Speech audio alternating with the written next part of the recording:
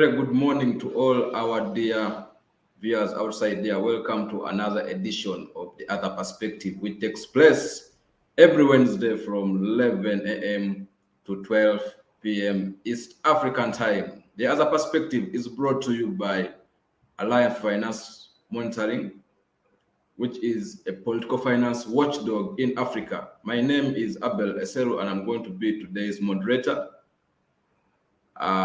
Before we proceed, I would like to encourage all of us there following the show to subscribe to our YouTube channel, which is ACFIM Uganda, and also like our Facebook page, which is ACFIM, and our Twitter handle, which is ACFIM UG. Last week on Friday, Uganda legislators elected Right Honorable Annette Among as the new Speaker of the 11th Parliament. She replaces the late Right Honorable Jacob Olanya, who passed away on Sunday, 20th March 2022. May his soul rest in peace. Olanya was elected the Speaker of Parliament earlier last year, 2021, around May, and he has barely been in the office for about 10 months, and he passed on. So the Constitution of Uganda mandates that before any business is conducted in the Parliament, there should be a Speaker, and the office fell vacant when the Speaker of Parliament passed on Sunday, 20th March 2022. So it required that the new Speaker should be elected, and on Friday, Ugandans legislators elected a new Speaker, and they also elected the new Deputy Speaker, who is Right Honorable Thomas Tayeba, who was formerly the government chief whip. The new leadership comes at the time Ugandans are grappling with very many challenges. One of them, which is the escalating commodity prices, and there are also still unanswered questions concerning the disappearance of the members of opposition. So in today's episode of The Other Perspective, we'll be discussing about the new leadership in the 11th Parliament and what Ugandans should expect from this leadership. I'll be joined by Mr. Eddie Kainda, who is an economist, and also Priska Wanyenya, who reports directly from the Parliament of Uganda.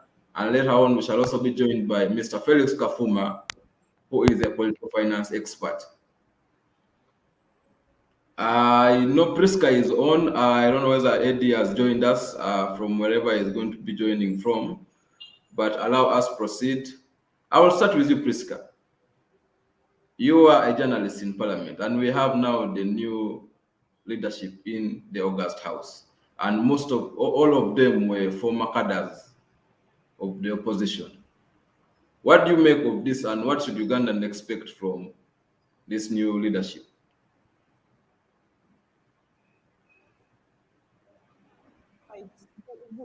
Good morning, Abel, and I'm glad to be here this week to share with the viewers and the listeners.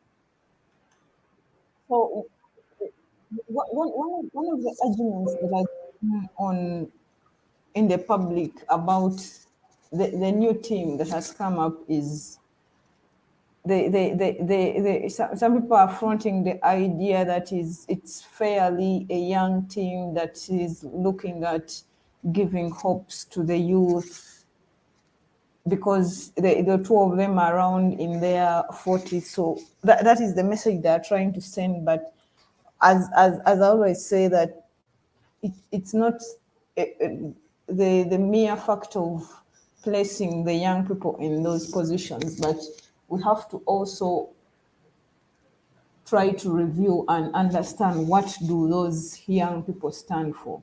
Because if you're to place someone, a young person who is in office, and do they understand what the current young people are going through?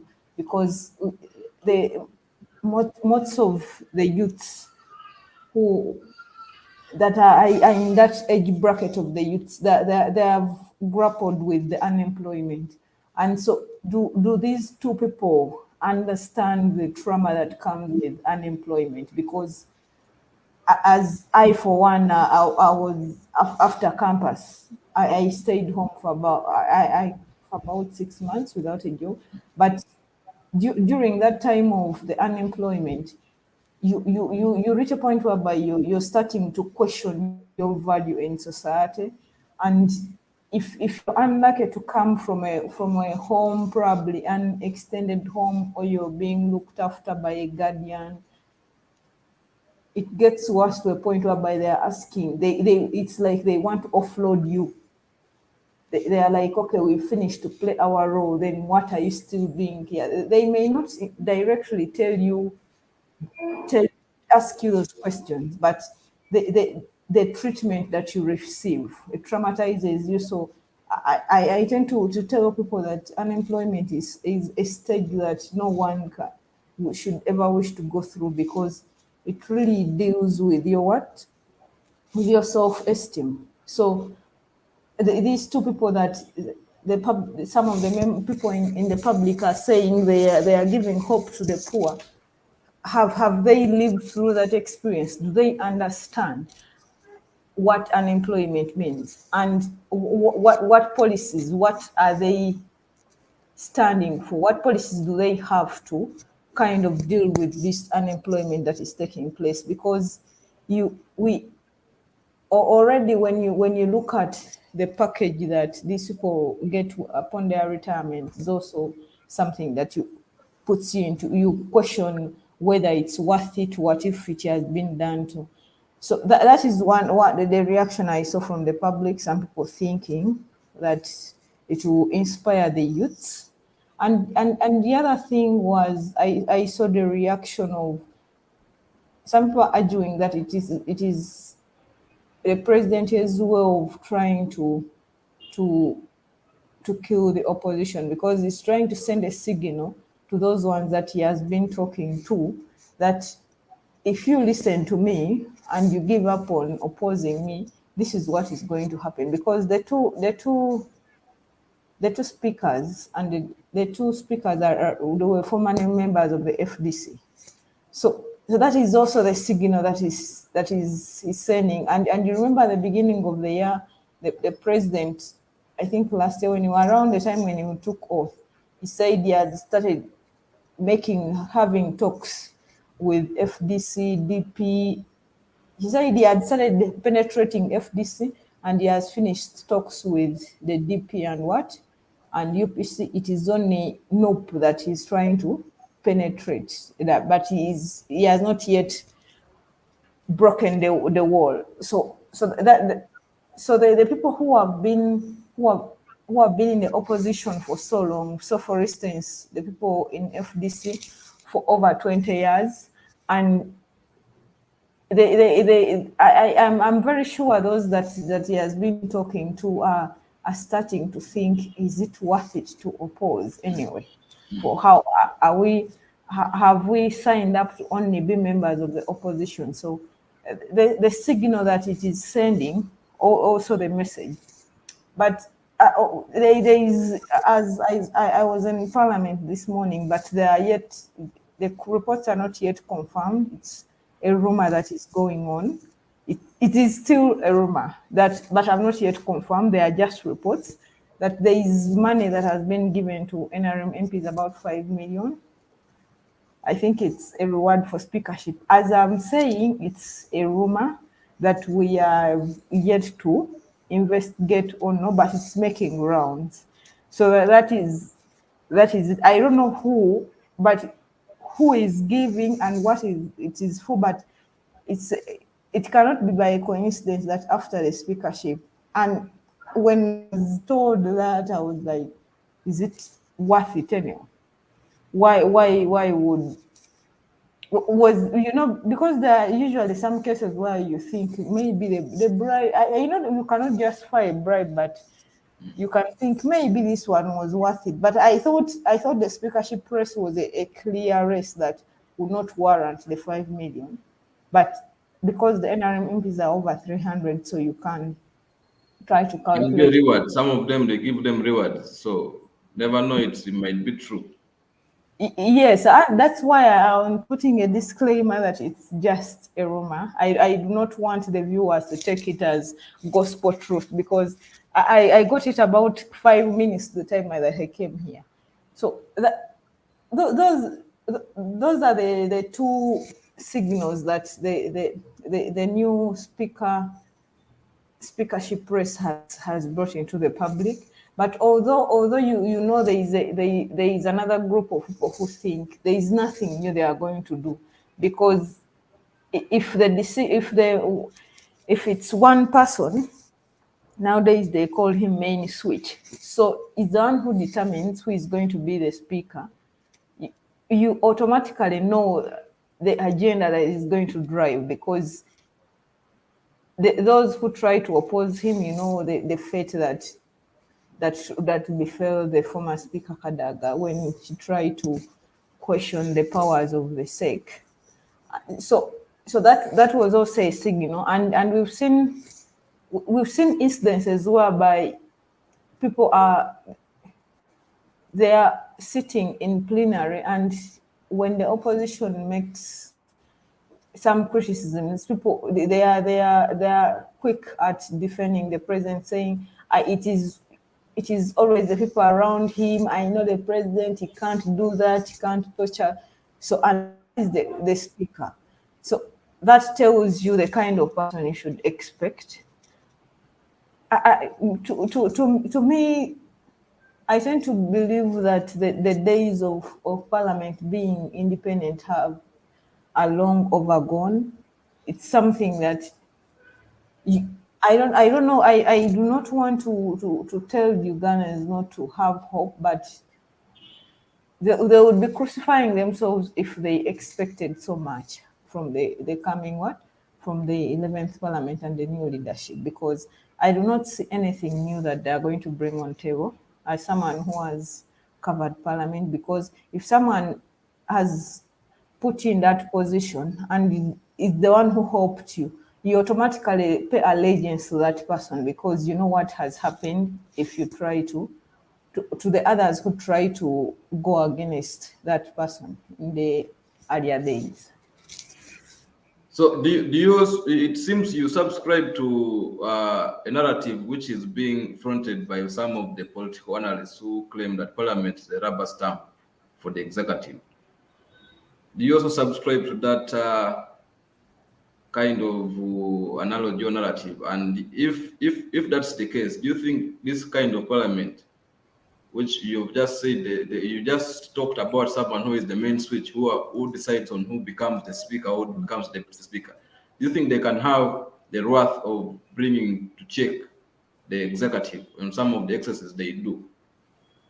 You see, Abel, the actions of Parliament itself, they're the ones that bring about that analogy of Parliament being a rubber stamp. Because I think a week or 2 weeks back, I think 2 weeks back, we were dealing with the report from COSASE on the Entebbe Expressway, because you know, they are expanding the airport, and not expressway, the airport, the international airport, and there was this controversy around the contract with the Chinese, and in the report, COSASE had recommended that the minister has to come and apologize. There were problematic clauses in that contract, because in one of the contracts, the Chinese government is the one in charge of approving the budget of what? Civil aviation. So the moment civil aviation draws their budget, they have to send China to. Those are some of the problematic clauses. And later, during the debate, they later brought up the report from, I think, 2015, when the loan was approved by the national economy, the Committee on National Economy, and when they made their recommendations, and it so happens that Parliament approved those problematic clauses. So, and later they are the ones standing out to try to to Brussels with the Ministry of Finance, because there some of their arguments where we are not the technical people, but you're the ones who approve the what? The loan, the conditionalities. So when they are criticized for being rubber stamp, that is what happens. And we also, when we look at of course you cannot separate the issue of the health sector from the scenario of the speaker, the former speaker, because the rubber stamp thing comes in because when the issue, the loan for Luboa Specialized Hospital came up, there were people who raised warning signs about that loan and told them, you know what, we should not rush to approve this one, this loan. But they went ahead, and you know, the owner had brought about this glossy picture about the hospital is going to save us Ugandans, and within 2 years, something like that. But we know that even when Parliament tried to go and inspect what was taking place, the contractors locked them out. They didn't even access the building. So you are the people who approved the loan, but you cannot even go and carry out your oversight role. So what is the public supposed to tell you apart from mocking you for being rubber stamp about? So they can blame anyone but them about how the public is perceiving them. But generally, when you see around the globe, the respect that the public is, the respect and the faith that the public is giving to parliaments and politicians has deteriorated. It's not only Uganda, it's even in the US and everywhere, most of the places around the globe. So they have to stick around with this thing, the attitude that they are getting from the public. Okay, thank you, Priska. Eddie, you're welcome. We are just here discussing about the new speakership in Parliament and what Ugandans should expect. And on Friday we just elected a new Speaker of Parliament and Deputy Speaker, and all of them were formerly members of the opposition. And very many Ugandans are optimistic that since they are from opposition, they will be able to know how to work closely with the members of opposition and avoid so much politicking that is always in Parliament, and which makes it very difficult for them to agree. What is your take on the new leaders or the new speakers that are do you think they will be able to move the country forward in terms of national development and fronting issues of national interest beyond their political parties? Thank you, Abel, for inviting me to this conversation. I'm sorry I came in late. My electricity had blacked out.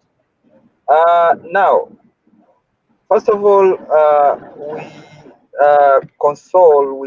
we condole with the family of the late Speaker Jacob Olanya, and everybody is sad because we have lost a speaker who we thought would steer Parliament to another level. But I would want us to know the history of Parliament and how it's been performing, and we try to ensure that we try to understand that Parliament has gone a long way. Where it's been coming from the 6th Parliament to the 7th Parliament, the 8th Parliament, which we thought were a little bit more realistic in terms of fronting the powers of people. But when it came to the 10th, the 9th, and I think the 8th, the 9th, and the 10th, we saw a kind of Parliament was more of rubber stamp, and the credibility of Parliament as an institution kind of deteriorated, and people started losing trust in Parliament as an institution that promotes the interests of the people. And at some point, the population felt deluded, and probably there was this feeling that the Parliament is not representative of the persons that elected them into that institution. And you would clearly see that in most of the very important scenarios that were on board, for example, the removal of the term limit, but also the the the removal of the age limit, you could really see that the parliament as an institution, in my view, did not represent the interests of the people. And but now when Olanya comes in, the late Olanya comes in, people had this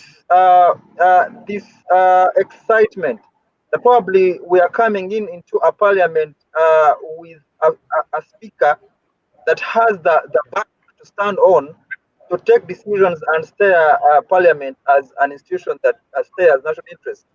But unfortunately, the speaker goes out very early before he even serves a term. But now the new leaders come in. We should try to understand the background of these leaders, that they're coming from the background of political parties that have been opposing parliament, specifically FDC.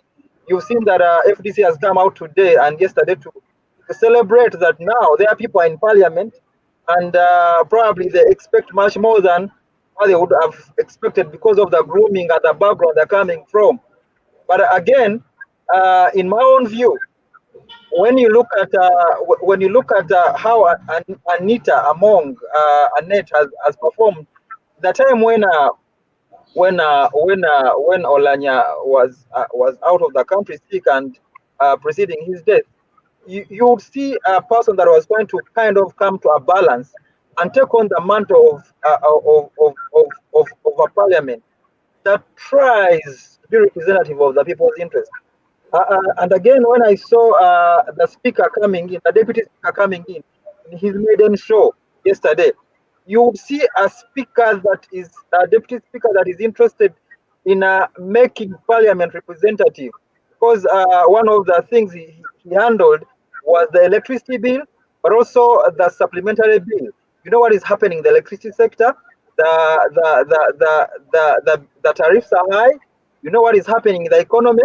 I think that try to bring in supplementaries and to see how we can finance some of the critical sectors or resources that would want to use to bring out the polite of the citizenry. But again, you would also see that he emphasizes, and if I'm to quote him, that is not the kind of person who's going to allow honorable members of parliament come to the floor of parliament to speak anyhowly. That is the word he used.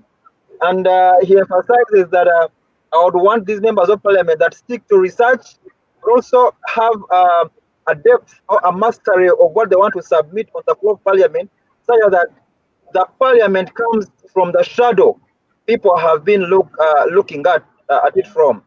But again, this morning and yesterday, actually in the evening, news is saturating that the members that voted the speaker and the deputy speaker have been awarded with 2,000 million shillings. Now, 2,000 million shillings, that is about 2 billion Ugandan shillings, and it is alleged, or it is factual, that each of the MPs that voted into the speaker and the deputy speaker has been given 5 million shillings to thank them, for supporting the deputy and the current speaker. Now that seems like washing and then drying your clothes in mud. Whereas we thought that now parliament is coming up to stand with the people. You are getting 5 million shillings or 2 billion shillings and giving it to the honorable members of parliament. Of the challenges Uganda and the population have of COVID-19, we would not expect that the parliament or and the ruling majority party to act in that manner. Now, in the public eye, when you look at people that go hungry, people that cannot afford food, people that cannot afford school, I don't really think it was done in good faith. Yesterday, I met a group of uh, ladies, women, uh, who were HIV positive. There are about 25 of them. Most of them have families, they are widows, they have families to feed. People are at the verge of not having something to eat in the houses. Children are at home, they're not going to school. They need medical care, they cannot get it. They want ARVs, they cannot get them, right? You know, for me, this is not what I would have expected Parliament to direct at. Probably it could have been done out of excitement, but for me, I think we needed to perform better than that. But generally, I expect a lot from the current leadership in Parliament. I know my brother Thomas Tatayewa, Honorable, is a very, very strong, has a strong backbone. He's been through this, and given his experience as the government chief whip, I know, and given his principles as as a deputy speaker, I would think that he would, with leadership from Annette Among, we expect better than what we have seen before. Thank you, Abel. Thank you so much, Eddie. I want now to bring Priska. Priska, you discussed about something concerning the youthfulness of the new leadership. Most of them, although they are not in the age bracket of the youth, but they are appealing to the youth and they behave like they are youth. But there are also some questions regarding their experiences and competences, because there are some members in the public who think that all of them who are current speakers, they were never speakers, or they were not in those current positions in the previous parliament. And there are queries regarding, will they be able to manage parliament, yet they have never been there. Like at least the late was the former deputy speaker for about 10 years. But these current ones are just coming and occupying the position for almost the first time in the 11th parliament, because they were never deputy or speakers in the previous parliament. What is your take on that in terms of, should Ugandans worry about their experience and competence in terms of managing the August House? Thanks, Abel. And another group will ask a rhetoric question, as telling you what has the experience of the initial speakers done for us anyway, the pessimistic Ugandans. But on the other hand, I for one know that Parliament has a very strong technical team, because those speakers never work alone. Even if they are giving a ruling on any controversial matter or anything, they sit with the legal team.